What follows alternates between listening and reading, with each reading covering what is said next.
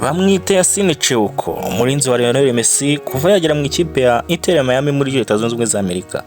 Uyu mugabo abantu benshi bamwibazaho, ariko uyu Yassine yahoze ari umusirikare mu ngabo za Leta Zunze Ubumwe za Amerika, aho yakoreye mu bihugu bitandukanye nka Iran na Afghanistan.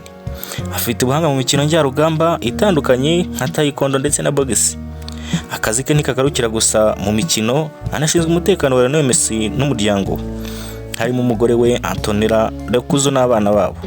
Yassine akunze kugaragara ari hafi ya Lionel Messi ndetse no ku kibuga, aho yitwararika ko nta muntu n'umwe umugeraho, byaba ari mu kibuga cyangwa ari hanze yacyo.